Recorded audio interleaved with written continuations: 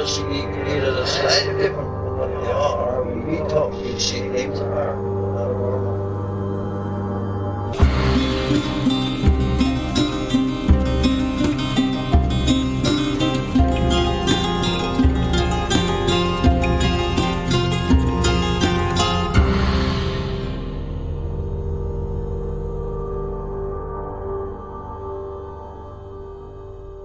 Welcome to Strange Familiars. If you have a story you'd like to share with us, you can email us strangefamiliarspodcast@gmail.com. We're pretty booked up for interviews, I think through March now, but we are always looking for Bigfoot accounts, and especially Bigfoot with high strangeness. On tonight's show, we're going to go back to Berks County, virtually. Yeah, I mean, it would be a pretty easy drive, but... I think our last Berks County story was probably Jenny Beam. I don't think we've had anything since. We might have talked about Berks County a little bit when we did the powwow show. That's true. As well, because... there are some roots there. Yeah. Homan, who wrote The Long Lost Friend, is from Berks. But as far as a primarily Berks County episode, this is going to be the first one since Jenny Beam. Yeah, for people who do not live in the Mid-Atlantic or... South Central Pennsylvania. Maybe like a little geographic hint. This is not that far outside of Philly, like so west of Philadelphia by maybe 45 minutes to an hour. Yeah, if you divide the state, Philadelphia is on the eastern side, Pittsburgh is on the western side, Harrisburg is in the middle but closer to the eastern side. This is between Harrisburg and Philadelphia. Between Harrisburg and Philadelphia. Berks County. Up in the mountains. I love Berks County. Yeah, it's beautiful. It's just, I really loved our trip. I mean, not just because we can't do those anymore, but I really loved our trip to see where Jenny Beam grew up. Well, we might be heading back to find some of these characters that we talk about tonight. At least find their graves and see what we can dig up. They could still be there. The characters? Yeah. I think we have the funeral notices for all of them. Oh, do we? Yeah. So we're going to be talking about two hermits and another character tonight. He's kind of an eccentric. He's kind of reminds me of Berks County's own Leatherman, in a way. He does, from the pictures, resemble that. Before we get into our stories tonight, though, I do have a little bit of sad news. If you remember way back in episode 62, it was called Mirror Men Who Moved Like Owls. The witness was Jedidiah, and that episode was particularly poignant, I think, because it led to the whole Jumping Frenchman episode, revelations from that episode. It really kind of opened this other idea up as far as Flannel Man goes. Well, we got the sad news that Jedidiah passed on New Year's Eve. I met him when I was in Tennessee. Heck of a nice guy. Extremely talented musician. His band Goat Herder played there at the Strange Realities Festival. Super nice guy. His table was right next to mine. We got to hang out all day. Oh, it's just a real loss for the community, I think. Just a heck of a nice guy. Raised goats. Had a little farm with his wife, I think, and they have a GoFundMe where someone set up a GoFundMe for them. Oh, we can put that in the links for everybody? I'll put in the links. The URL is a little too wacky to just read out, but I'm going to put that in the show notes if you're so inclined. That's to help his wife going forward, I think, and so forth. It's just really shocking news. My best wishes to his wife and his family. And heck of a nice guy, Jedidiah. He will be missed. All right, so we've been researching like heck all day. You had your nose in the virtual books. And some real ones. There were some real ones, too. Oh, and I did my research, so you haven't heard what I researched very much. I haven't heard about what you researched very much. But in a very Strange Familiars way, you gave me the perfect person to research. That's great. That's awesome. These characters are all related because they're all in Berks County around the same time. They're all there. And as I am wont to do, I'm going to start out with two hermits who may have a strange connection.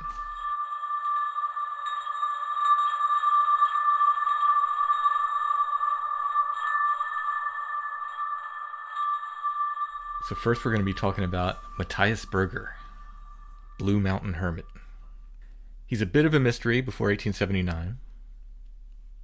We know he came from Germany, probably alone. It doesn't look like he had any wife or kids. He did have siblings back in Germany, as we'll hear, but they stayed in Germany. He settled in Berks County, likely sometime after the Civil War, but some of the newspaper dates vary. Some of them say he came before the Civil War. Mm-hmm. So we think we found the passenger list on the ship when he came over, and maybe he came like right after the Civil War. Yeah, it was like September of 1865. Now I wonder if that's the right Matthias Berger we found. Yeah, there's a huge amount of people, immigrants at this point, that were indentured servants. If he came alone, there's a possibility that maybe he was an indentured servant. Although there really wasn't any, we didn't find him living with other people in like that capacity. We didn't. We know he was a wood chopper, but beyond that, who wasn't back then? Well, our other hermit was as well. So we'll see. Don't you have to be if you live out in the woods by yourself? I mean, I think professionally though, he was a wood chopper. They were clearing a lot of forest there in Berks County at that time, and he helped with that. In September of 1879, Matthias Berger is discovered. That's the way they phrased it in the article. Living in the Blue Mountains. Kind of the way they discovered Native Americans. Yeah, that's possibly on Hawk Mountain. Not entirely sure that it was Hawk Mountain. Have you been to Hawk Mountain? I haven't, but I've been invited to go check it out with Mark. Hawk Mountain is in northern Berks County, part of the Blue Mountain Range. So you'll hear Blue Mountains mentioned over and over again. This is from New York Daily. 26th of September, 1879. A hermit. Matthias Berger, age 65, a German hermit, has just been discovered in the Blue Mountains in northern Berks. He is a Catholic religious, lives in a small hut entirely alone, prepares his own meals, and does very little more than read religious literature. He predicts his own death, Easter week, 1881. Side note, he was wrong. He was born in Prussia, has no relatives or friends here, and never leaves the mountains, which he has inhabited for the past 20 years. His nearest water supply is a half-mile off, and during the winter months, he uses snow water. He has long gray hair and whiskers, and looks like a patriarch.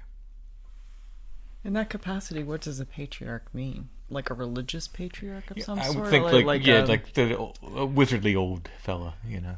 It looks like you. Yeah. I mean, we don't know because I don't have any photos of him. I haven't seen any. I don't know if there are any. But, let's imagine him looking exactly like me. So like many of these hermits at the time, he became a bit of a local celebrity, or at least a curiosity. And he's often discussed in the local papers. In January 1881, he visited Reading. Big news.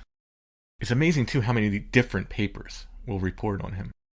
This is the Delaware County Times from Chester, Pennsylvania, January 1st, 1881. The famous Blue Mountain Hermit, who has lived alone in a little low hut on the top of the mountain for a period of 24 years, has been paying a visit to Reading for a few days, and tells a strange story to an eagle interviewer. Mr. Berger is a little old man, 67 years old and about 5 feet 4 inches in height. 34 years ago he came to America from Germany, strong, active, and in the prime of life. He obtained a position as wood chopper on the Blue Mountain, erected his rude hut on the spot where he now lives, and became so used to his lonely life that he could not leave it. The hermit's hut is composed of stout chestnut posts driven firmly into the ground. Soil and leaves are thrown against these, and the whole is covered with a thatched roof of straw.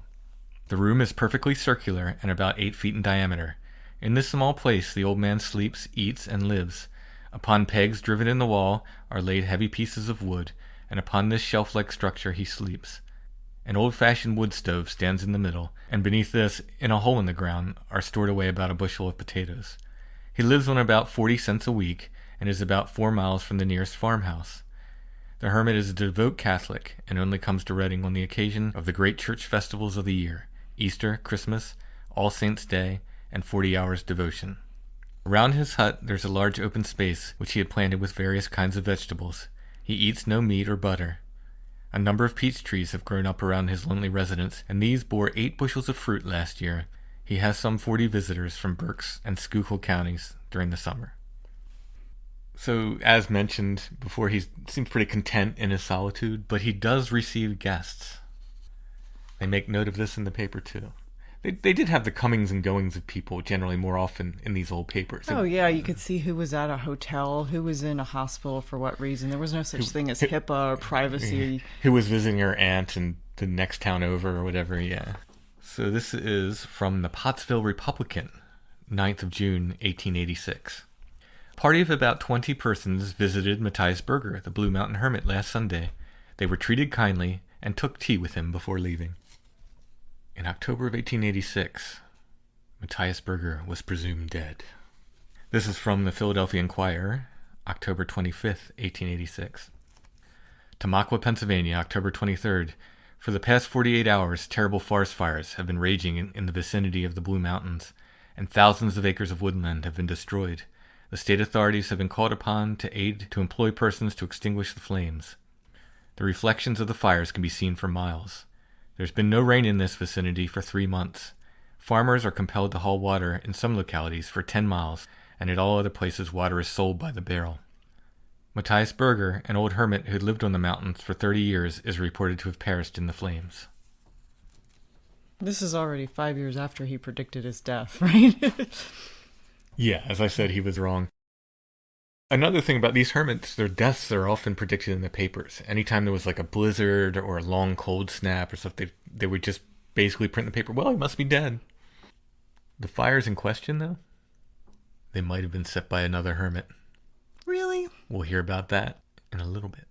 Dueling hermit. Mm-hmm. Also, let us not forget that both of these hermits I'll be talking about, both wood choppers. Both flannel men and I mean, hey, waiting. That's the connection. We don't know, but hey. So in 1888, Berger comes out of the mountains to live in Reading. Permanently? No. This is from the Harrisburg Daily Independent, the 26th of January, 1888. A Hermit's Return. Matthias Berger, commonly known as the Blue Mountain Hermit, concluded to give up living the life of a recluse and take up his residence in Reading. Berger, who is now a man of about 75 years, has lived a lonely life for 38 years on top of the Blue Mountain, several miles above Port Clinton. He occupied an old hut, circular in form, about 12 feet in diameter, living in a very simple way. He brought with him some money, and at once became an inmate of St. Joseph's Hospital, Reading, to which institution he bequeathed all of his worldly possessions. That also doesn't hold. That is now customarily what happens when you enter a nursing home now, though. Yeah, right. Subconsciously or bequeath all your possessions. And they'll get it one way or the other. By 1890, though, so that is 2 years later, he's back living the hermit life. Did he run out of money, you think? I don't know. Run away? No, actually he didn't, because he dies with some money. Unfortunately, there's another rumor that surrounds a lot of these hermits that you'll find in these old papers, and that's that they somehow have money. They have money, or they know where the buried treasure is, or there's some kind of idea that these guys they're just wealthy misers living the hermit life, I suppose. I guess it was a more romantic notion that they had. Than someone who's just desperately poor that no one was helping. Right, yeah. If you remember back in our William Woodruff episode, yeah, he was attacked in his house. Oh, well, I mean, they would talk about that with Nelson Raymeyer as well, and that, he kind of lived this hermit-style life, but it was rumored that he had a lot of money. Mm-hmm. To some extent, that was true. Not a lot, but enough to rob. So, in July of 1890, Matthias Berger is reported missing. This is from the Philadelphia Inquirer, 16th of July, 1890. Matthias Berger, the aged and famous Blue Mountain Hermit, is mysteriously missing from his cabin, and an investigation is in progress. Mr. Berger had a considerable sum of money, but it is reported that this had been placed in a Reading bank for safekeeping. It doesn't help that these newspapers report that these guys have money. Yeah, there's someone who's incredibly vulnerable, living alone, and he's got a ton of cash. But it turns out, sadly, that Berger had been murdered. Oh, really? Yeah. Oh. This is from the Miners Journal, Pottsville, Pennsylvania, July 18th, 1890. See, all these different papers. They were all reporting on him. The Blue Mountain Hermit. Evidence that he was found dealt with. Sketch of his career. Reading, July 17th. As the investigation into the death of Matthias Berger proceeds, the evidence grows stronger that he was foully dealt with. The hermit had evidently been dead for a week or 10 days. The body was badly decomposed, and the whole upper portion of his clothing was torn into shreds, as if there had been a struggle. Peter Berkey, undertaker of Hamburg, will place the body in the airtight casket, after which it will be sent to the city for internment in the Catholic cemetery. Deceased was the owner of about $1,600, which was safely invested by Hiram Robinhold of Port Clinton, who acted as his trustee. Berger, who was a strange character on the Blue Mountains, and whose hut was located between Port Clinton and Dryersville, Schuylkill County, mysteriously disappeared about 3 weeks ago. And ever since there have been suspicions of foul play. He was commonly known as the Blue Mountain Hermit. He came to this country from Germany nearly 50 years ago, and during all these years, he was domiciled in a hut on the top of the mountain, living the life of a recluse. He was about 77 years of age, and when last seen, was healthy and strong. He frequently saw no one for several months. When he first took up his domicile in the Blue Mountain, he was a wood chopper, and as years passed, he became so attached to his lonely hut that he decided to remain there until he died. Several days ago, some blackberry pickers happened to pass his hut when they found everything in confusion, the place ransacked, the hermit's clothing scattered about, his boots lying on the floor, and cobwebs built over the door, showing that no one had gone in or out for some time. Recently, $200 of the money he had invested was paid him, and it is believed he met with foul play at the hands of parties who were after the money. For several days, past parties had searched the mountains for Berger without finding any trace of him until yesterday afternoon. Deputy Coroner Wagner this afternoon held an inquest on the body of Mathias Berger, the Blue Mountain Hermit, whose body was found near his mountain cabin decomposed. The testimony at the inquest all tended to show that the hermit had met with his death at the hands of someone who wanted his money, and the jury returned a verdict that he was murdered at the hands of parties unknown. So this is another article. This is from the Reading Times, July 18th, 1890. Kind of goes over some of the same information, but it gives a little extra. The Blue Mountain Hermit, the coroner's inquest, conclusive evidence of an atrocious murder. The Times Hamburg correspondent writes, "The death of Matthias Berger, the famous Blue Mountain Hermit, has created much excitement as the coroner's inquest held today resulted in the rendering of a verdict of murder. All the evidence proved conclusively that the recluse had been the victim of a cold-blooded and premeditated murder for the money which he was supposed to carry upon his person. The body is still lying on the mountain, about 8 miles northeast of Hamburg, upon the spot where the body had been placed by the murderers, when Deputy Coroner Dr. Wagner and Undertaker Peter Berkey of Hamburg arrived upon the scene. The body was in a most horrible condition, and it was placed in an airtight casket with the greatest difficulty. The following persons composed the jury: Amanda Mockamer, John Baum, William Geary, Daniel Miller, Dr. Harry Nice. A verdict of death by violence at the hands of parties unknown was rendered. The pantaloons and drawers had been cut to pieces and were found 100 yards distant from the body, while the hat and shoes could not be found. A crucifix was found in one of the pockets, which served to complete the identification. A blood-stained club was also found with the clothes. The hut contained numerous German books and a Bible, as the deceased had been a faithful member of the Catholic Church.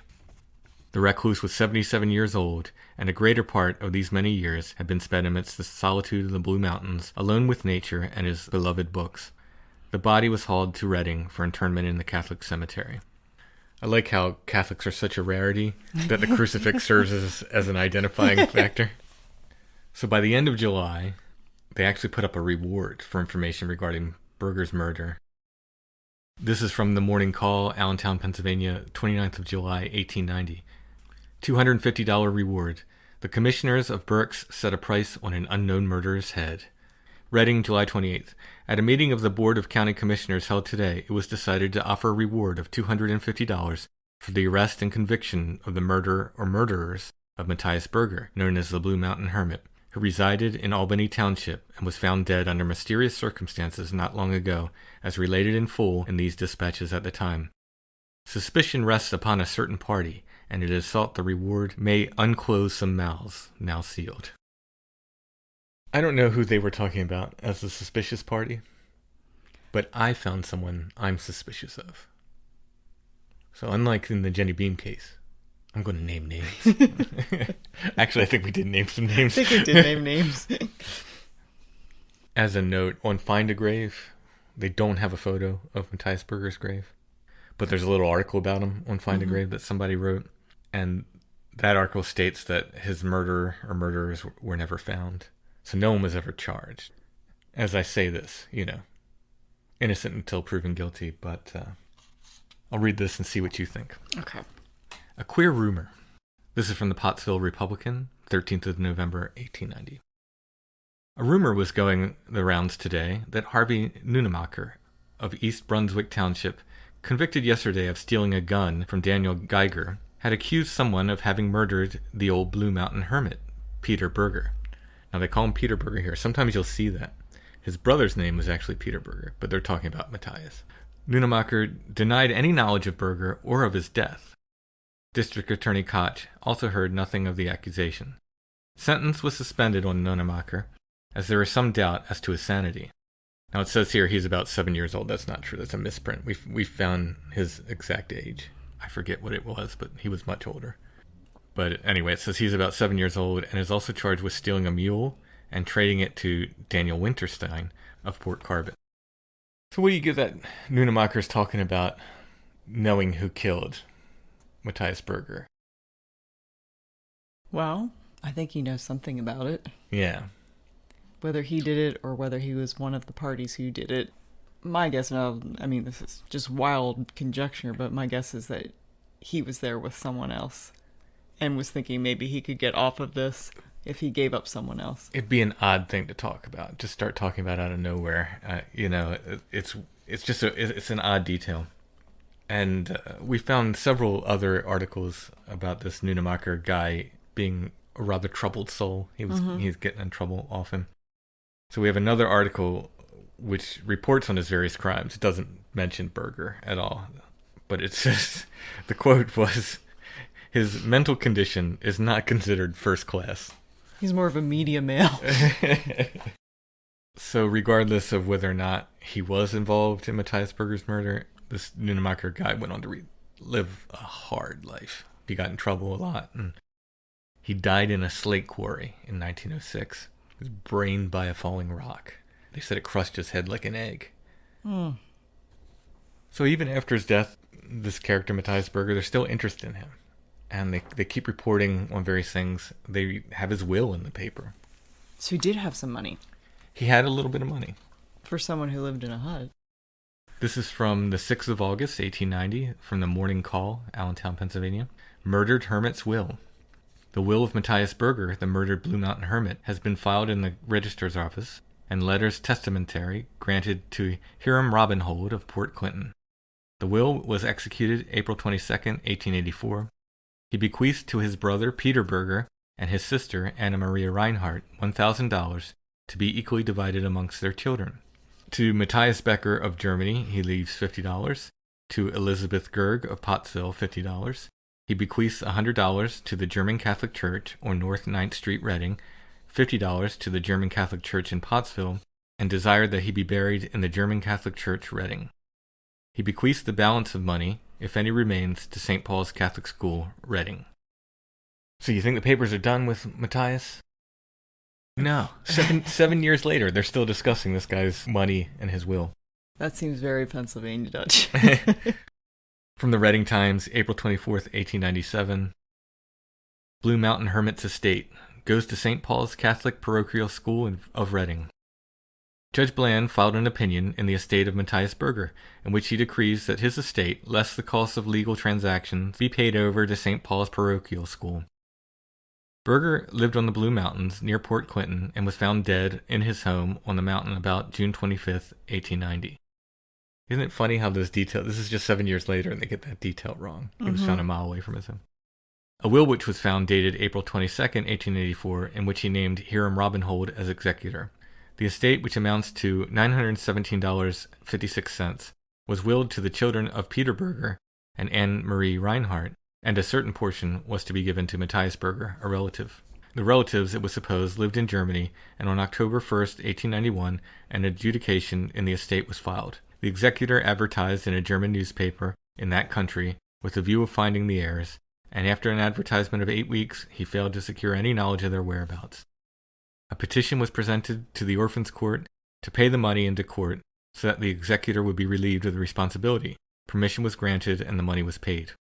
On October 3rd, 1896, Edward S. Kremp, attorney for Reverend Father Bornman of St. Paul's Catholic Church, presented a petition to court setting forth the facts and asked that the citation be issued to Peter Berger and Anna Marie Reinhardt and their children to show cause why the funds should not be declared residuary and paid to St. Paul's parochial school.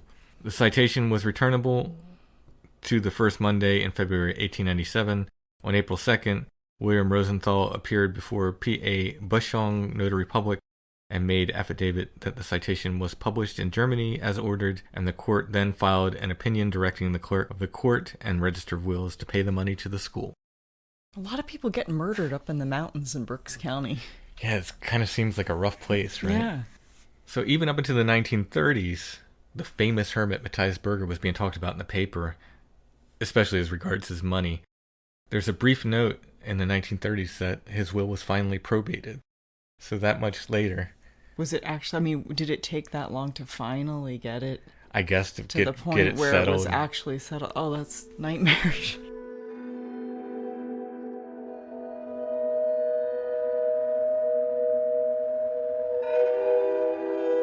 But at the same time, Matthias Berger is living as a hermit in the Blue Mountains in Berks County. There's another hermit in the same area. His name was Benjamin Laub, but he had aliases. Matthias Berger? No. No, okay. They really were two different people. They were really two different people. His aliases were Benevel and Benjwich. Like Berger, Benjamin Laub lived in a small hut in the mountains in Berks County. Also like Berger, he becomes this local curiosity who's reported on for years in newspapers and even sometime after his death. He's also called the Blue Mountain Hermit, so maybe there's a grudge match over who gets the title. We first learn of Benjamin Laub in an article which details his involvement in starting fires. Oh, well, that takes a turn. One of the causes of the numerous mountain fires. Every fall and spring, the Blue Mountain Range between the Schuylkill Gap and the Round Top west of Millersburg has been visited by disastrous fires which have spread over many acres of fine timber and entailed serious loss upon the owners of timber tracts in the mountains. This spring there have been several extensive fires which were extinguished with great difficulty by the citizens of the northern townships of the county, who turned out in large numbers to prevent the spread of flames. On Easter Sunday, Mr. de Villa Clar, residing in Upper Tupelhocken Township, near Strasstown, and his neighbor discovered smoke issuing from the Blue Mountain at a number of places in close proximity to each other, and suspecting that the mountain was being fired, proceeded as quickly as possible in the direction of the smoke, as Mr. Clar is the owner of a large tract of lands on the mountain. Upon reaching the mountain, they found a roaring fire raging among the underbrush and dry leaves, in which had already extended over a considerable area. At the same time, fire was breaking out at a number of other points. They continued their search and finally found a man named Benjamin Laub busily engaged in gathering leaves together and kindling fires. Laub was promptly ordered to surrender, and seeing a revolver pointing at him, delivered himself up. He was brought to Reading on Monday, and yesterday was tried in the Court of Quarter Sessions of this county. Laub, who is a sort of half-witted person, resides alone on the Blue Mountain in a collier's hut, and resembles a wild animal more than a human being. With his large mass of unkempt shaggy hair on his head, he presented a singular appearance in the courtroom, and was the observed of all observers. He pleaded guilty to the charge of setting fire to the timber on the mountain, and alleged that his reason for doing so was that he had so often been charged with this offense by the people of the vicinity that he had determined to start the right kind of fire, and that this act was committed all for fun. Judge Sossaman sentenced him for his fun to pay a fine of $100 and the costs and undergo an imprisonment for 60 days. The defendant was also admonished that if he ever was brought into court again on a similar charge, he would be more severely dealt with. It was stated to the court before sentence was passed that Laub had money in the bank and would be able to pay the fine if one should be imposed. Do you think he really did it, or do you think they're just trying to find somebody to blame that was in the area? I think he did it. Like, that's a weird enough thing where it's like, he's like, you're accusing me of setting fires? Well, I'll set a fire. Yeah, I'm going to set a fire then. So I wonder, like, could he have been the guy? Was he a firebug? Like, could he have set the fire that they talk about in... Although at the same time, I mean, it's a huge forest. If there hasn't been any rain for 3 months, like it said in the other article, mm-hmm. Sorry, that wasn't very strange familiars. Oh, no. It's entirely possible they were natural forest fires. But I thought, isn't that interesting? There's 2 hermits living there. There's a fire that they suspect has killed Berger at one point, although he wasn't. And this other guy is caught for lighting fires. It's actually, I mean, for all these people that are just living up in the mountains, it's actually kind of miraculous there weren't more fires. It's true. By 1890, Laub has his own troubles with fire. This is from the Morning Call, Allentown, 23rd November 1890. A woodchopper's bad luck. Benjamin Laub, an old woodchopper who lived in a hut made of rails, leaves, and earth in the vicinity of Strausstown, Berks County, was very unfortunate. His humble residence caught fire in a mysterious way and was entirely destroyed. He occupied the dwelling all alone for the past 20 years. Mr. Laub had saved nearly $300, all of which money he has lost through an investment made at Reading several years ago. He is in very needy circumstances. Here's a strange bit of news that made the paper. This is from the Republican and Herald, Pottsville, Pennsylvania, the 23rd of December, 1896. The favorite flintlock rifle of Benjamin Laub, the Hermit of Blue Mountain, brought only 5 cents at a sale in Roarsburg. Oh man, do I miss auctions. 5 cents for a 5 cents for a flintlock. You probably have to take like 8 box lots of glass with it, but it'd be worth it. Some Beanie Babies. And a California raisin. Was that after he died that the auction was held? No, I don't know. It was before his death, so I don't know if he needed money or... No, to pay his fine? Maybe? Yeah, I don't know. Between his legal troubles after starting the fires, the warning he received from the judge not to start any more fires, and his own hut burning down, I wonder if he was sort of cautious, maybe afraid to have open flames in his hut, because there's this other note in the Shippensburg News, Shippensburg, Pennsylvania, 8th of January, 1897. A Bethel Township correspondent writes to a Lebanon paper, Benjamin Laub, who resides at the foot of the Blue Mountains, has not lighted a candle or lamp for 20 years. When he wishes to illuminate his place, he opens his stove door. Strange little note, but I wonder if it's, like, if he had open flames. It couldn't possibly be for 20 years, because didn't the other stuff just happen? Yeah, I know, but I'm just wondering if that's, who knows what they exaggerate in these papers. So here we get into the 1900s, and he's still a curiosity. There's still notes about him in the paper. And he's still alive. In a rude hut made of hickory saplings and covered with sod, Benjamin Laub, who says he has never seen many women and does not care for them, has for 36 years lived a hermit's life in the Blue Mountains near Strausstown, Berks County. We're hitting all the marks here, right? Like, this is Hermit Trope 101, right? Doesn't like women, had a bad experience. That was from the Harrisburg Daily Independent, 17th of June, 1908. So sometime within the next year, he's taken to the almshouse. Harrisburg Independent, April 24th, 1909. Reading, April 24th. Benjamin Laub, who for many years resided alone in a hut on the Blue Mountain, died today at the Berks County almshouse. He was familiarly known as the Blue Mountain Hermit, one of at least 2. He was 83 years of age and would not consent to leave his solitary abode until sickness overtook him and friends insisted upon his removal to the almshouse. From the Lebanon Daily News, 26th of April, 1909. Was happy as a hermit, never knew who was president, and never cared. Right? Sounds like the life, doesn't it? Benjamin Laub, who was dead at the Berks County almshouse, was a hermit of the Blue Mountains for more than 36 years, practically exiling himself from the world during the whole period. His hut was made of hickory saplings and was hardly more than 6 feet long and 4 feet wide. Here he spent his life, ever since the charcoal burners along the Blue Mountains went out of business, for he came of a family who were noted as the best wood choppers in Berks County. The cares and worries which harness humanity never seemed to bother the aged hermit. Unable to read or write, he lived in seclusion. He never knew who was the President of the United States and did not cast a vote for more than 40 years. The furnishings of the shack were a wood stove, a kettle, a boiler, and a blanket. He lived on vegetables that he raised. Friends who knew the family years ago sometimes carried him bread and meat, and the poor directors during the last few years allowed him a monthly sum for support. Then we get a note in the Reading Times on the 28th of April, 1909. The funeral of Benjamin Laub, the Blue Mountain Hermit, was held on Sunday afternoon at 3 o'clock. Reverend D.D. Trexler officiated. Interment was made in the Union Church Cemetery. And here we get a note from the Lebanon Courier, April 30th, 1909. Aged hermit dies. Blue Mountain woodchopper's life ends at 80 years. Benjamin Laub, aged 80 years, who for 36 years lived the life of a hermit in a little hut at the foot of the Blue Mountains, died Saturday morning in the Berks County home of gangrene. The old hermit became ill several weeks ago, and the residents of that neighborhood brought him to the county home on April 10th. The deceased was born in Adamstown, Lancaster County. He was the son of Samuel Laub, and was one of 7 children, 4 sons and 3 daughters. When he was still young, his father moved to the foot of the Blue Mountains in Bethel.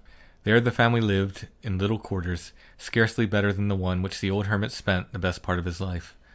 When he was young, he never attended school, but learned the art of woodcutting, and there were few people in that section who could cut more wood in a day than he could. 36 years ago they started to cut down the forests in that vicinity, and the deceased was one of the woodchoppers. When he was still able to work, farmers gave him employment, but as the years passed he became too old for this work, and he received an allowance from the Berks poor directors. The old hermit was never married. His parents were members of the Reformed Church and are buried in Rursburg, but he never became connected with any church. He was buried on Sunday morning at the Lutheran Church, Rursburg. So 40 years later, there's a remembrance of him printed in the paper, though. By kids or something that knew him, or people in the area? This is by a local folklorist, a Dr. Alfred Shoemaker from F&M College. Different shoemaker than the other shoemaker who writes Pennsylvania folklore books. Strausstown Hermit spun tall tales. One of the most distinguished spinners of tall tales in the Pennsylvania Dutch country was a Blue Mountain Hermit by the name of Benjamin Laub. The family hailed from Adamstown. For 38 years he lived a solitary life at the foot of the Blue Mountain, up above Strausstown, in a hut made of hickory saplings and covered with grass and ground. The hovel was small to begin with, but as time went on the lower ends of the saplings rotted away, and as a consequence the shack shrank until hardly 5 feet in diameter. In his younger days, Laub was one of the best wood choppers in that section. By working hard and living simply, he managed to save $1 here and there. Whenever he had 10 or so saved, he would walk to Reading to a bank, a distance of about 23 miles. In most cases it took him 2 days to make the trip. He would never sleep in a hotel or a strange house, and he always started for home as soon as he had placed the money on deposit, very rarely remaining in the vicinity for even half an hour. He looked on populated places with a superstitious awe. On these trips he slept in the woods along the road, covering himself with leaves. On several occasions he slept in the woods late in the year, and on awakening in the morning found himself covered with snow. After many years he had saved several $100s to keep him in his old age, but alas, the bank failed, and he found himself penniless. Times were changing too. The forges and furnaces were folding up, and wood choppers no longer found employment chopping wood for the burning of charcoal. So here we have a iron forge connection too. Benjamin Laub no longer came to the village store, paying for Speck und Brot, bacon and bread, with a hoarded gold coin as he used to when times were prosperous. No longer did he shave using his trusted axe, which he said was sharper than the best razor in the state. Instead, a grizzly white beard almost completely covered his face. His head became covered with a thick crop of white hair, matted together. The clothes he wore were never changed until they had rotted from his back. His shoes he tied to his feet with ropes. He lost sight of one eye, a cataract having grown over it, and the other grew dim. Of what use, in fact, was sight to him anyway, for there was no window in his hut to admit any light. He always replied, when asked what he did for light in the hut, that when he opened the door of the stove, the flames from the wood fire sufficed. His bed consisted of a few plain logs, rubbed smooth from the passing of many years. Only an old torn blanket hung there to cover him on the coldest mountain nights. Around the wood stove in his hut he spun his tall tales. Once he told of how, after a long day's work at cutting trees, he sat down to rest on a black burnt log several feet thick. All of a sudden, he continued, the log began moving, and when he took a good look around, he saw that he had actually sat on one of the larger black snakes that lived in the mountain rocks. One day, he said, a snake passed him with the terrific speed of a railroad train, and yet it took several hours for it to pass. That was from the Lancaster New Era, April 5th, 1949. The Pine Grove Herald published a photo of Laub in 1950. One of, I don't know how many. There was a few views of him taken. A reader who knew him wrote the following letter. So this is from the Pine Grove Herald, 29th of September 1950. Dear Sirs, this is to inform you that someone has handed me the Pine Grove Herald with the picture of the Hermit of the Blue Mountain. His name was Benjamin Laub, although he was better known then as Benjwich. Still others called him Benevel. I knew him well. I was about 10 years old at that time and often visited him. The visitor on that picture was Levi Ritzman, a storekeeper from Strausstown. Mr. Ritzman quite often took some food to the hermit, as did many other people. I cannot recall that he ever did anything but cut wood and dig in his garden. I also remember a few stories that he used to relate. One was something like this. He was cutting wood, got tired, and so sat down to rest and smoke his pipe. He thought he was sitting on a black burnt log, but he went to strike his match on the log. This thing started to move. He jumped up and saw that it was a black snake, which he claimed took 2.5 hours to pass by him.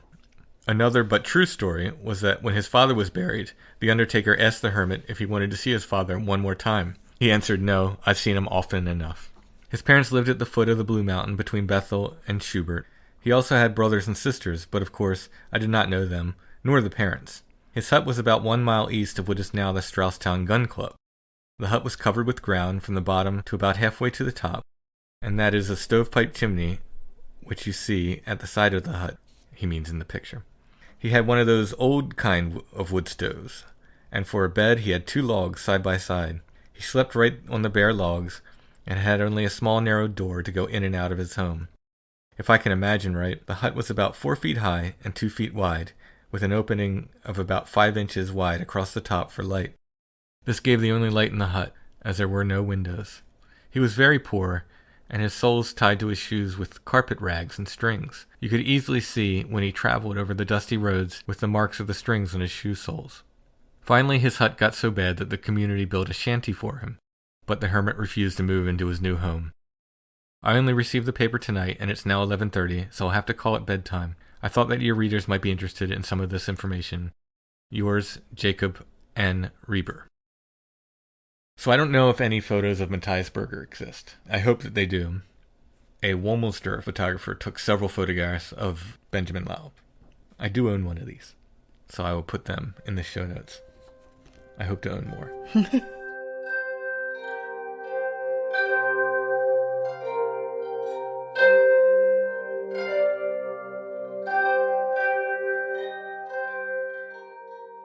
Before we get on to our next Berks County curiosity, I want to talk about 90 Days to the Perfect Puppy. I want to thank them for sponsoring Strange Familiars. If you have a puppy, maybe you got a puppy over the holidays, and you need help with your puppy, 90 Days to the Perfect Puppy can help you. Their relationship-based approach helps you and your puppy become perfect for each other. They can help you with mouthing and biting issues, with potty training, fear, nervousness, barking, chewing on furniture or shoes or other things the puppy shouldn't be chewing on. They can help you with crate training, hyperactivity issues, leash training, and more. They have online sources, a secret Facebook group. Of course, one-on-one options are also available. You can find them at sithappens.us. Look for the 90 Days to the Perfect Puppy link at the top of the page. Let 90 Days to the Perfect Puppy help you understand how your dog thinks and apply proactive training methods. They'll teach you what to do and also what not to do. Again, that's 90 Days to the Perfect Puppy. You can find them at sithappens.us.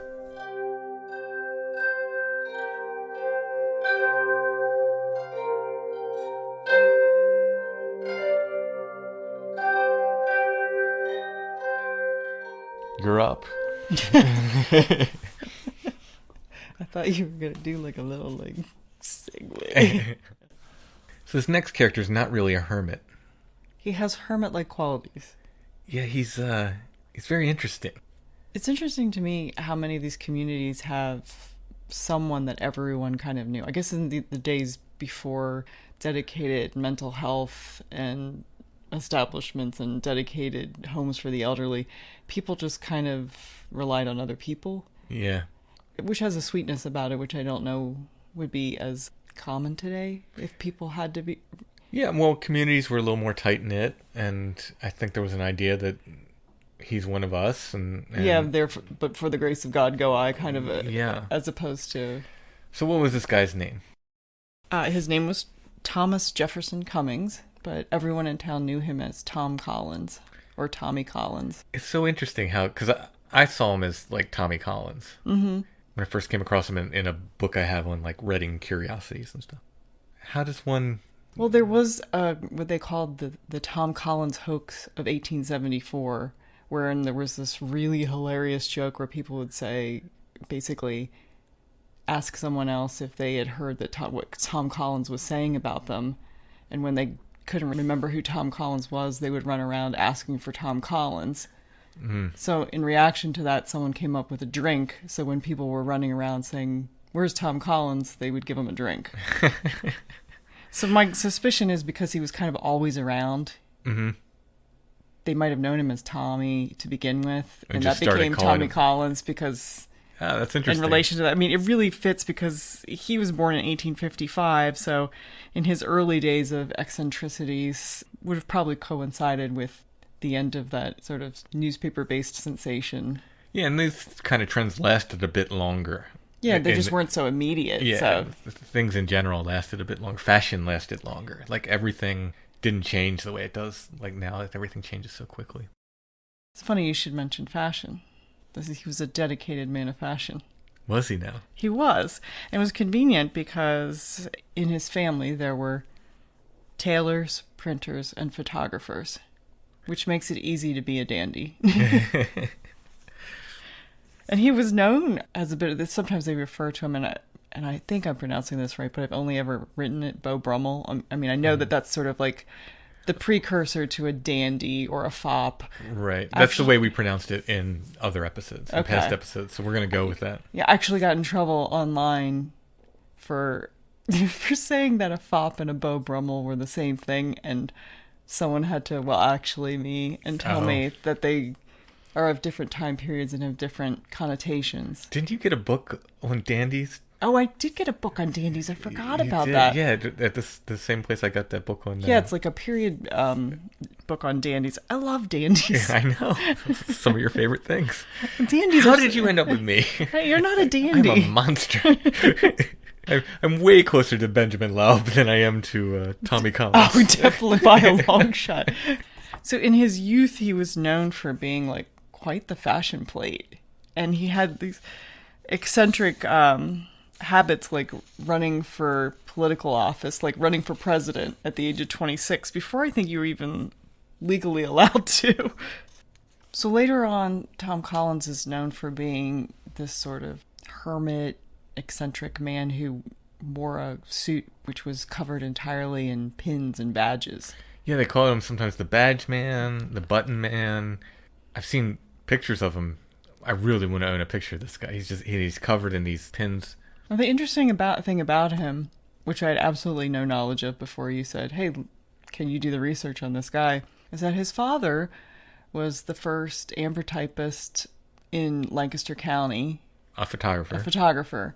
I've even found an ad which stated that he specifically made tintypes for pins. So this would have been something that would have been within the family from the time he was a little kid. Because he was born pretty much the same year that the Ambrotype was patented. Oh, wow. And so he would have grown up in this family of photographers. Both of his uncles were photographers as well. Photographers of some renown, because it was very expensive at this point to buy the official patent to produce the right kind of these patented ambrotypes. Okay. And so he was the first one to get a patent in Lancaster County. So the family was not down and out by any stretch of the imagination. They were not of the means of the Laub family. No, and his mother was a tailoress, as it says in the census, and his sister did that as well, which was really perfect for his hobby of having the most extensive wardrobe in America. So this is an article from the Reading Times from 1881 on Tom Collins, the muchly dressed young man who makes his appearance in New York. Muchly dressed. Tom Collins, termed the best dressed man in America, is a well-known character. The New York Sun of Monday last contained the following reference to him. The boy peddler, with 29 fine suits of clothing, 24 overcoats, and 33 pairs of kid gloves, has his home in Reading and is well known to all traveling commercial men. Periodically, the boy breaks out in local advertisements, announcing an addition to his extensive wardrobe, as follows. Thomas Jefferson Cummings has the honor to announce that he has just added another suit to his fall afternoon wear, and now his fine wardrobe consists of 40 fashionable fall suits and 24 overcoats, etc. Wow. This is at a time when people might have 2 sets of clothing. Right, Really. It is his boast that he can appear on the street every day in the month and wear a different full suit of clothing each day and allow at least 3 changes on Sunday. Cummings is about 18 years of age, peddles notions with a basket on his arm, and helps to support a widowed mother, pays cash for all he gets, sells clothes, works hard, and is a standing Republican candidate for Congress in that Gibraltar of Berks County democracy. On the streets of the city, his appearance is that of a Beau Brummel. His dress is exceedingly loud, his weakness running to green kid gloves, corn-colored ribbons, pink eyeglasses, and silk hats of the latest style. Wow. In the country, on business, his appearance is that of a poor, humble, meek, and lowly Hebrew, and his customary salutation to the people he calls on is, "Have pity on a poor boy and help him along." The young man is exceedingly kind, affable, and agreeable, and succeeds in selling large quantities of goods at fair prices. The farmers have a strong liking for him. When they visit Reading on business and see the well-dressed young swell sweeping past in broadcloth, kids, and gold-headed cane, they little dream that the young man is the peddler boy they know so well at home. His savings are entirely invested in clothing and articles of adornment. At times he is not seen for weeks. He is then out on the country highways, coining money in a small way. He neither smokes nor drinks and has no expense worth speaking of. Then suddenly he will break out in Reading, set the fashion for a week or more, and as suddenly disappear. He generally leaves home on Monday morning, invariably starting before dawn in order that his acquaintances may not see him in his country make-up. He carries a large basket filled with goods, and he orders his fresh supplies shipped to various points along his route. On Saturday night he generally retires, looking decidedly weather-beaten, but if there is no opera or theater in town, he generally is in the front row of the parquet by 9 o'clock, dressed to rival the most fashionable swell in the land. He is quite a favorite among commercial men who call him Collins the Boy Millionaire. It is currently reported that he is to be married and that an insurance has been placed on him, marriage insurance of $125,000. Cummings claims that he has the largest wardrobe in the world of any person of his age. He is 5 feet 5 inches tall and weighs 128 pounds. A little thing, a little tiny little slip of a thing. You will not find it particularly shocking, and I'm not saying this to be offensive, but there doesn't end up being a marriage. Confirmed bachelor. Confirmed bachelor. So there are various reports about him throughout the years, whether it be when he's this younger sort of flamboyant character or when he's older and he looks like someone who's very much down and out. Mm-hmm. But they always say that he's extremely kind, and parents urge them to be kind back to him. You know, and some people, there's this idea that you really should stay away from that weird guy. You know? Yeah. But he was so well liked, and they said in sometimes that he wanted to sell things so badly that instead of like trying to haggle and get the best price, he was fine as long as he sold something. Like, and it didn't matter how low he sold it for, and people knew that he would go lower and lower. And I think he just liked the theater of the sale and the ability to go from house to house. And this is what he does. He's listed as a peddler in the census his whole life, even though he certainly could have gone into the family business, I would assume. I mean, 3 members of the family were photographers. Right. He's the oldest son. He has 2 sisters. It's curious to me that he didn't go into that profession, considering like how photographers at the time, you know, if you were in a small town and you were like a sort of eccentric, flamboyant character, photography is one of those areas where you'd be more at home, you know, like than the quarry. Yeah, exactly. With your pink glasses and silk hats. Yeah, Right. I think he might have been able to make a go at that. My suspicion is that perhaps the kind of lack of sound judge that might have someone of that age invest in that many clothes as opposed to some aspect of his future might be sort of the precursor to someone with a mental health condition that was not, what was the term that they used about the other guy? Not a first class mental health.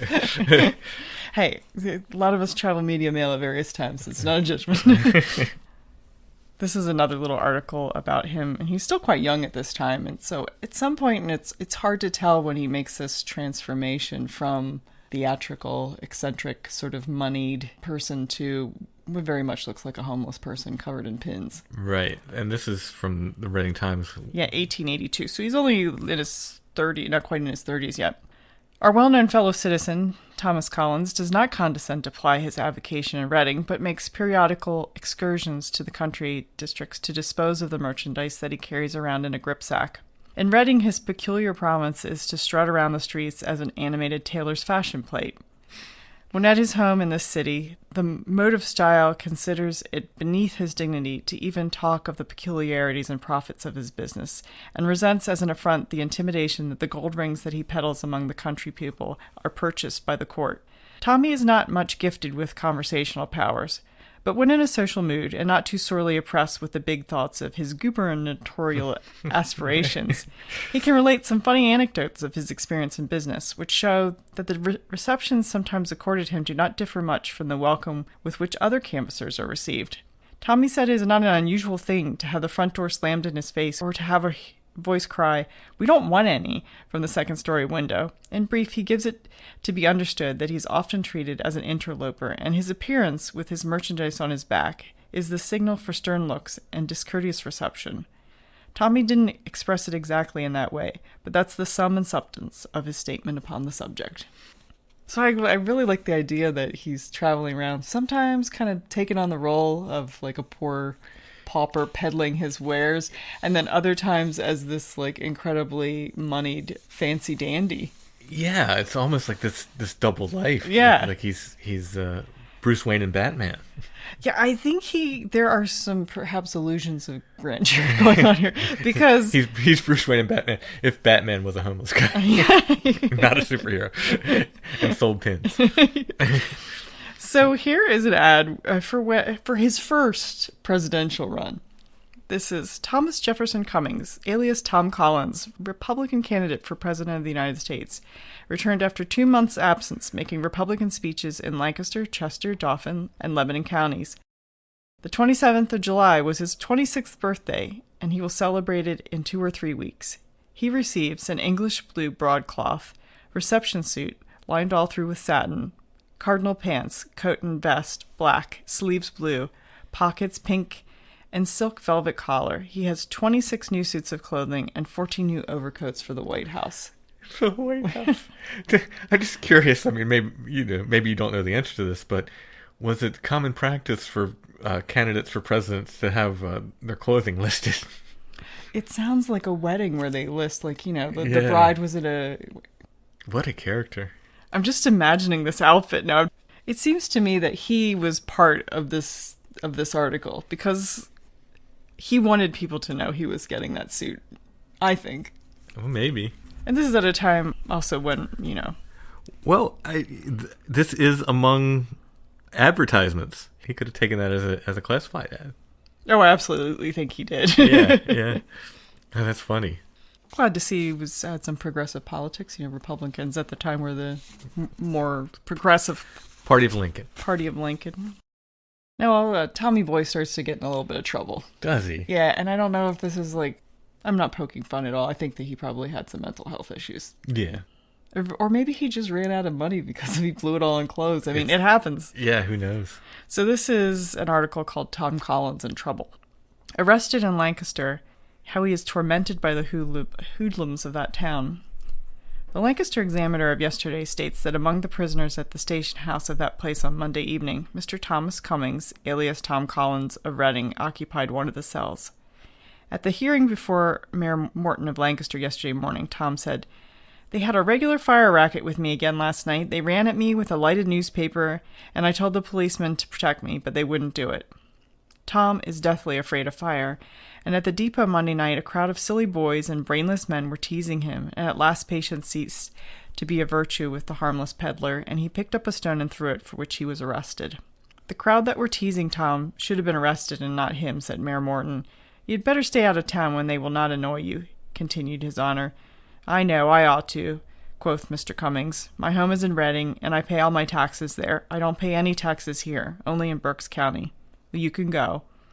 When taken to the lockup Monday night, $8.93 was found on him.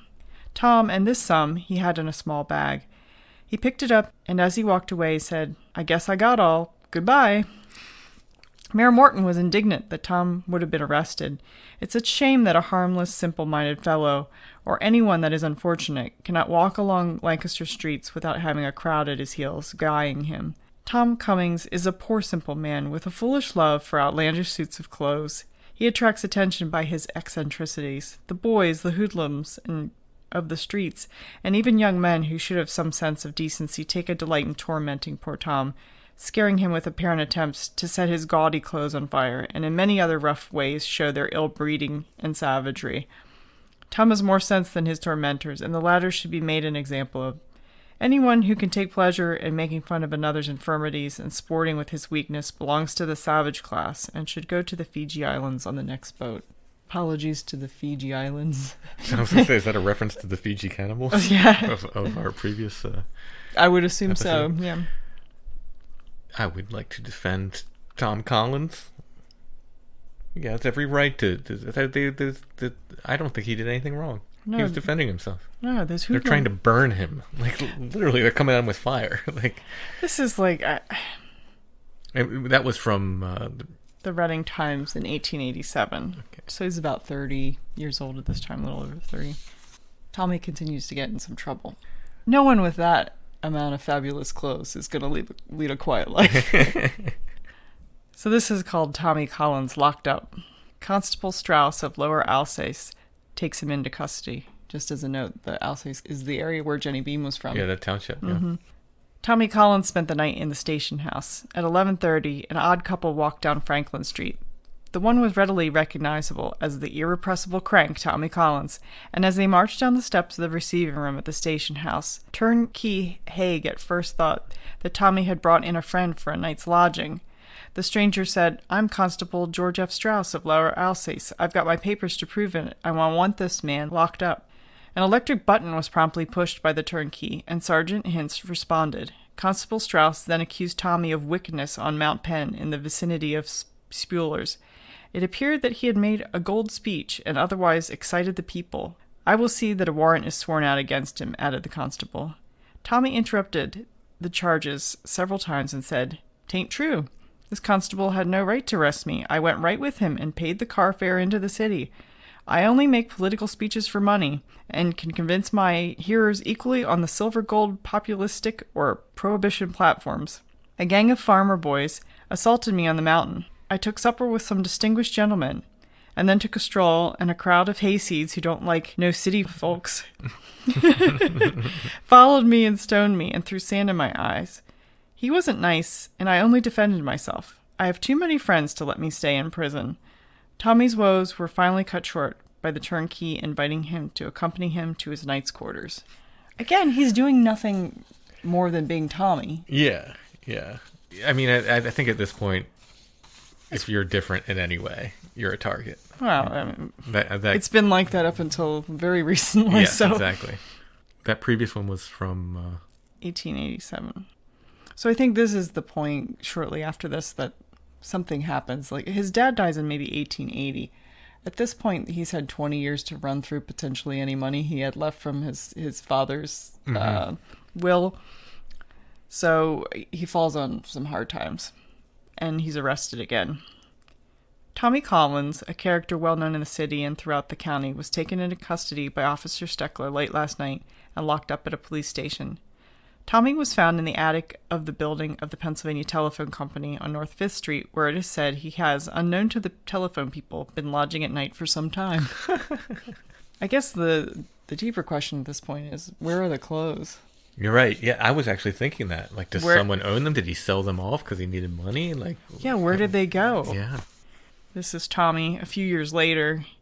This is about the time... so this is quite a few years later, actually. Yeah. This is actually about the time that I found that he ran for president again. Again, I guess. This is 1917. So yeah. It's the Reading Times. What date's that? From the 5th of April. April 1917. Tommy Collins jailed despite his threat. With the promise that he would use a butcher knife on himself if he didn't leave Reading and stay away all summer, Tommy Collins, age 60, decorated with badges, made a strong plea for freedom before Alderman Dunn in police court Wednesday. Collins was charged with vagrancy by policeman Saylor, who found him sleeping in a hallway on Court Street. Tommy said that the country was too cold even for dogs this winter, but that now he was ready to migrate. A fine of $6 or 5 days was imposed. Doors and windows had to be opened during police court. So by this point, I guess they're saying he's because of his smell. The windows had to be open off. So he's given up these like incredibly fancy clothes. So this must be the picture I've seen of him, where he kind of has a Leatherman kind of look. He's wearing a big coat, and it's just covered with buttons. Yeah, and they said that the kids, I'll read a little article from a Berks County folklore book. They talk about how the kids would specifically look for pins to give to him as a gift, and he would know instantly if it was one he had seen before or one he had. And oh, wow. He had this real love for, I mean, I guess that was his sort of flamboyant style making its appearance even when he wasn't able to correspond with that in other ways. Yeah. So we don't have pictures of Tommy. Yeah, it's a cool picture, isn't it? You can tell it's the same guy, though. My gosh, it's not even that much later. Yeah, I mean, so there's photos of him in the book in his Beau Brummel get up early on. He has the little pin there. And so we don't have pictures of Tommy, but maybe you can scan in these pictures from the book so people can see what he looked like. Yeah. It's quite startling.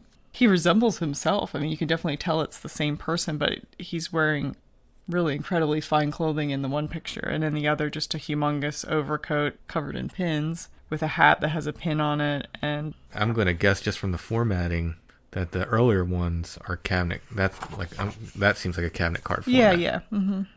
That might have been taken from a cabinet card, although that might be a little bit later than this one. No, I think it's the same day. Oh, okay. And then I'm guessing that's a later. Yeah. Probably in the 1900s. So this is just a little description of what the local people thought of him. Okay, this comes from Echoes of Scola. Choice bits of Berks County history. Almost without exception, our correspondents told us about the meticulous care with which the peddler unpacked and repacked the suitcase in which he carried his wares. With apparently affectionate touch and polish, he would lift and place his rows of pins, pocket combs, almanacs, shoelaces, and small household articles. The showcase was usually an improvised platform on the back porch of a farmhouse or the village home. Tommy, a victim of claustrophobia, was unwilling to be indoors in unfamiliar surroundings. Some of his customers offered the comforts of home, but he steadfastly declined to eat or sleep anywhere except in shelter with easy exits, such as sheds or outdoor coal bins. In his sales transactions, the dickerings were in reverse. Instead of the customer attempting to beat down the price originally asked, Tommy would bid himself downward to absurdity. One informant said that he would never leave without making a sale at his home, because if the prospect remained adamant, the salesman would just sell it for nothing. Perhaps, after all, he was invoking one of the first rules of the good salesman, that is, to make certain that his next visit will be welcomed. We are told that upon departing, with his case repacked, Tommy would survey and resurvey the area on the porch to make absolutely certain that he had not overlooked the replacement of any item. I kind of get this picture of him as being, and trust me, I can relate, deeply neurotic. And he's takes one to know one. Yeah, just the idea that not only was he claustrophobic, but that he had to go back over and make sure that all the items were placed back in the suitcase perfectly. 1, 2, 3. 1, 2, 3. Yeah. And then there's a little description about him, which I really like, because I think it tells it in the time period of people who actually knew him better than our presupposing ideas of him. For those who know nothing about the character we are discussing, let us point out the origin of the phrase with which local mothers reprimand their bridge to teenage sons who like to wear all sorts of badges. You look like Tommy Collins. I think we both had times when we looked like Tommy Collins, too. I certainly had jackets with pins all over them, and I still have a real affinity for pins. Peddler's coat was appliqued like a quilt, with celluloid discs denoting many and conflicting loyalties. And still they come. We mean letters and phone calls supplying additional information about the eccentricities of Thomas J. Cummings, better known as Tommy Collins. From several persons have come statements that they own photographs of the peddler. One reports that the following statement is written on the back of such a likeness. My correct name is Mr. Thomas Jefferson Cummings. Jefferson is my middle name. I am named after the third President of the United States. Tommy Collins is only a nickname, a world history and popular nickname. And then another man starts to tell a little bit more about some of Tommy's other fears and eccentricities. Tommy's visits to the Speece Church area in Alsace Township. He remembers that the story was generally accepted that the peddler's fear of lighted matches was a result of a fire tragedy. And I looked this up, and it doesn't hold any sway. There wasn't any, great big fire in his past that made him anxious. I think with all of the other anxieties that he has, this just seems to be just another one in the heap. Yeah. He was a very eccentric salesman with his peddler's pack plus a Jew's harp, which is now they just call a mouth harp. Or a jaw harp. Or a jaw harp. It's what Buffy St. Marie used to play. I don't know. That's just nearly as dated a reference. And a mouth organ to entertain his many hearers between sales. I remember his visits to our home in Churchtown. It was soon noised about that Tommy was in town, and all that knew that his boarding and lodging were free at the Old Eagle Hotel. By evening, many were there to hear Tommy orate and play his harp and organ. His talk was a remarkable conglomeration of oratory. He was a slim fellow of medium height, very neat and clean, and he prided himself on his good manners. We are told that Tommy always detoured during his visits in southern Berks to the foot of the Welsh mountains, where he always made a point of entertaining the mine workers. So then there's some question on really what Tommy did for money. Was he being supported by his family? How Right. did he get the things he sold? Like, a lot of things weren't adding up. One answer was that a Reading stationer was the benefactor. Another says that the family equipped him with articles for sale and some spending money to get him out of the way for a while. Still another version states that Tommy was left money by his father, but that this disappeared several years before the end came in 1921. So then another woman relates that she knew Tommy, but her grandparents knew him as well at a different time period. From my grandparents, I learned that in the late 1800s, Tommy was of the elite of Reading and delighted in driving the finest matched black horses with silver-mounted harness and carriage along Fifth Street and Center Avenue. He always dressed in the height of fashion and with a high silk hat. About this time, fire destroyed his home and his wife and 2 daughters were lost, and this was the end of Thomas Cummings and the start of Tommy Collins. Today, a person of this kind would be taken to a mental institution, but in those days he was taken care of by everyone. We as children were not allowed to embarrass him in any way.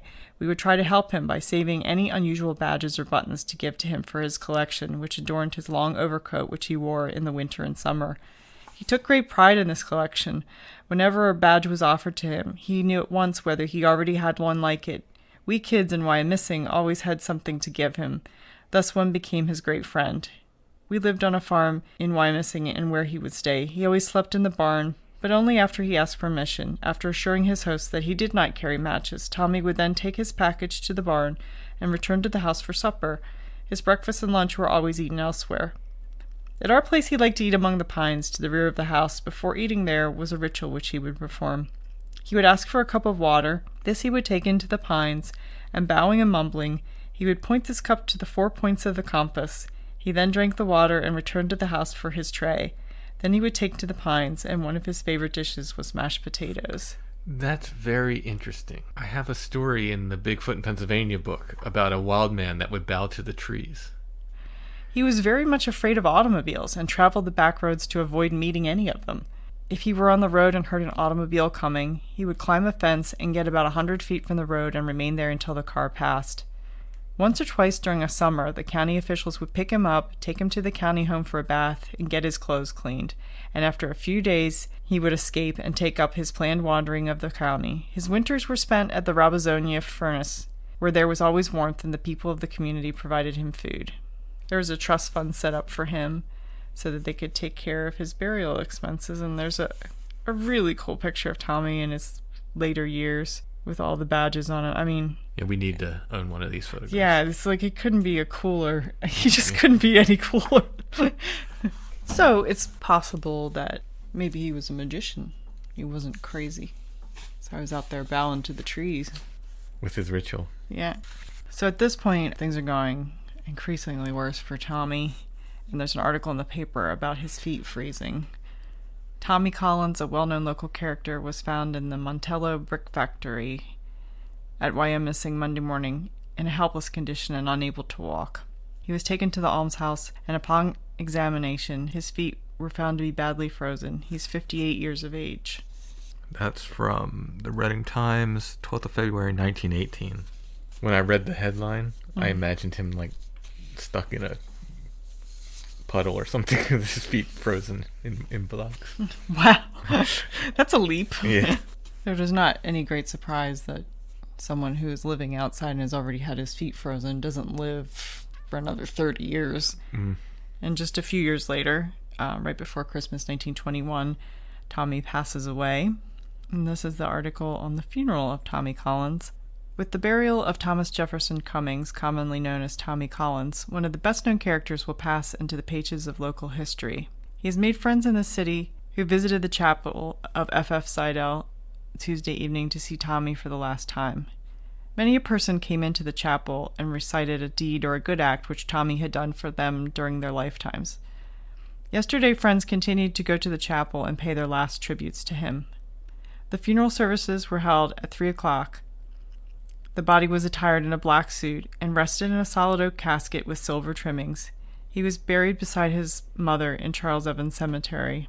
The pallbearers were W.B. Fisher, W. Keim, F. Diffendifer, and the tributes were a wreath of roses from his sister, Mrs. Frank C. Wilson, and her husband, carnations from the nephew, chrysanthemums from Mr. and Mrs. M. A. Cummings, and narcissus from his other sister. I wonder if he told them what to get to buy. here's what you get. Here's what you get. Here's and what I would like to be buried in. And I would hope they got him a fantastic suit. Right. Someone needed to take up a collection. How old was he when he passed? Well, let's see. He would have been, well, not quite 70. Pretty long life for someone who lived outside and was frozen and didn't really have a... Yeah, I mean...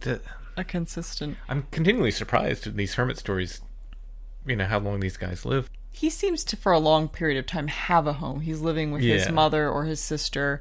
The idea that he somehow had a wife and daughters was completely fabricated. There was never any evidence of that whatsoever. He always lived with his mother till she died, and then I think that's when things kind of fell apart for him even more so. In a William Woodruff kind of way. Yeah, not from the loss of a great love, but maybe the loss of a mother are the only people that really had a hand in supporting him. Right. Still, a very, very interesting life, and seemed like he did what he wanted in a way, Mm-hmm. I feel sorry for him that it must have been of great distress to him to go from having that level of supposed sophistication to what he became. Although he appears, like in the pictures, to have this, like, the pins are just another affectation of his sort of flamboyance, I think. I think so, and I love the idea of a coat like that with all those pins. You can't be Bruce Wayne and Batman forever. At some point, it's true. You're just going to end up being Batman all the time. Mm-hmm.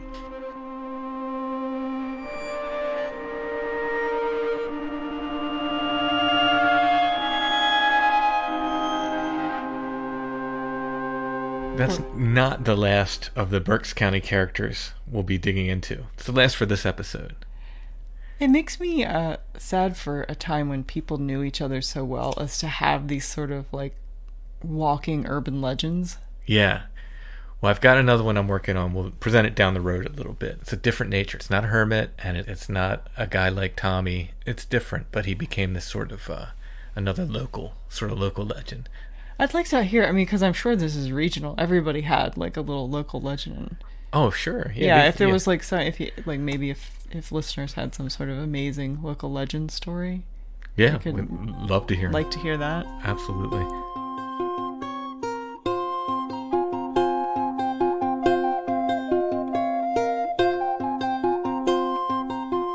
If Tommy Collins was around today, where he could get a pin. Oh, we could make him a pin. He could become a patron of Strange Familiars and get a pin. That's true. Or books, or t-shirts, or stickers, or maybe he just wanted the extra content. Mm-hmm. Over 60 episodes now, with more coming every month. You can become a patron, as I'm sure Tommy would have if he was around today. Yeah, I definitely. As you're traveling around with your wares, mm-hmm. What better thing to do than to listen to Strange Familiars while you're going from house to house peddling your pins? Is that a career option? I'm going to put that on my list of possible career options. Patreon.com/strangefamiliars. There's monthly subscriptions. There's yearly options now. There's the start to your Tommy Collins jacket. Exactly. If you want to get going at the pin level, you can check it out. Again, that's patreon.com/strangefamiliars. That's the best and easiest way to help us with the podcast. We could not do it without our patrons. We try to thank them every episode. Thank you guys so much. We do Strange Familiars with your help. We could not do it without you. If you don't like the idea of a monthly or yearly subscription like Patreon, you can make a one-time donation. Just go to the show notes at strangefamiliars.com, look for the paypal.me link under any episode, click that, and you can make a one-time donation. Everyone can help by liking and subscribing wherever you're listening, whether that's YouTube or on any of the many, many podcatchers out there, and leaving us those nice 5-star reviews, which helps get the show in front of new potential listeners.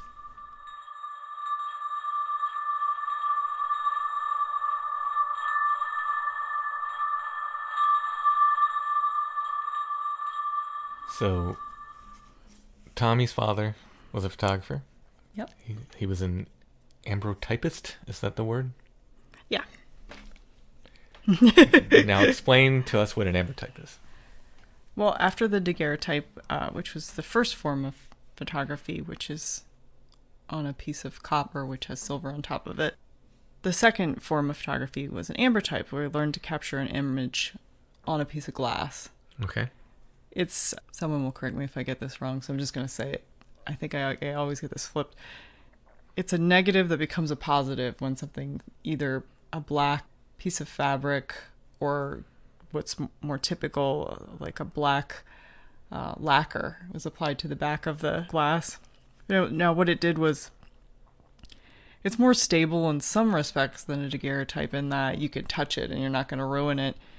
But it's more fragile in the sense that it is a picture on a piece of glass. So to that end, they were kept in the same kind of cases that daguerreotypes were kept in, with a brass mat and a preserver, and then, either a leatherette or thermoplastic case that would go around it. So this is an ambrotype that's fairly typical of the time. This is a little boy.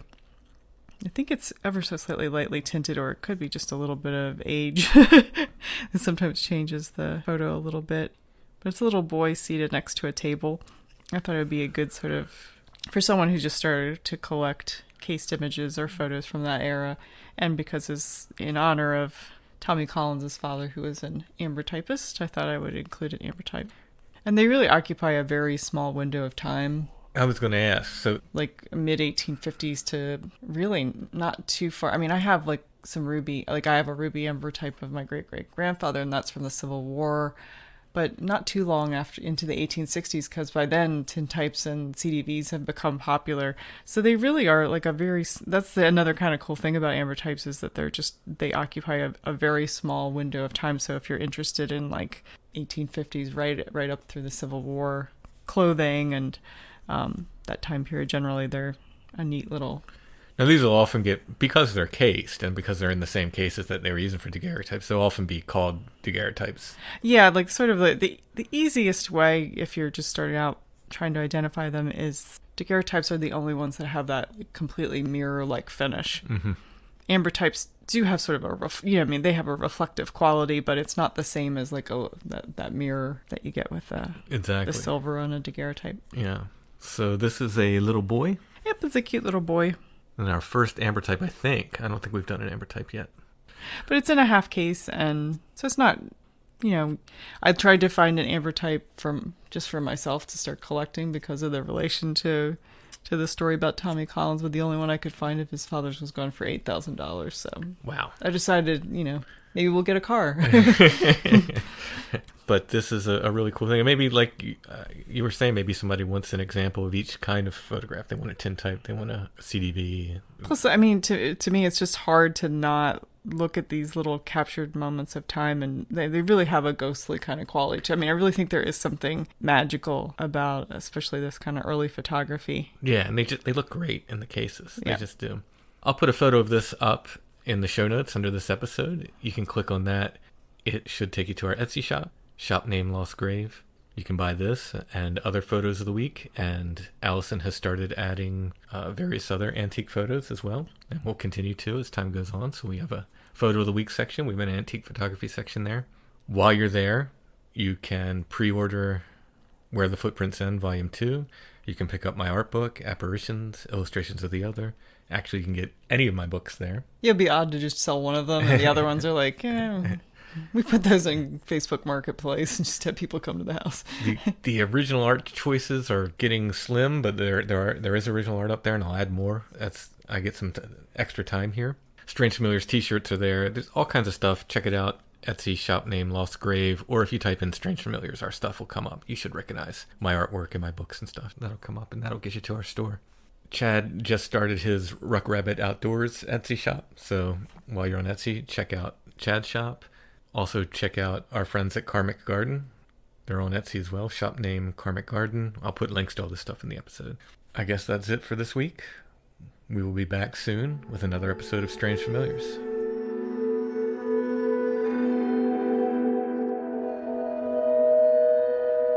Strange Familiars is a production of Dark Holler Arts. Music, art, podcasts, and more. darkhollerarts.com.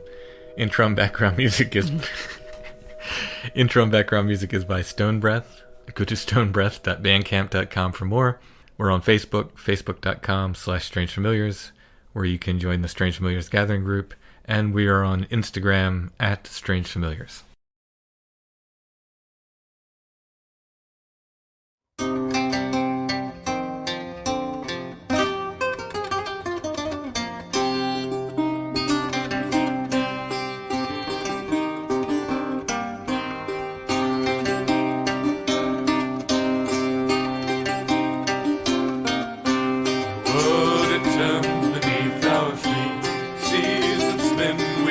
And dream hearts again as time requires.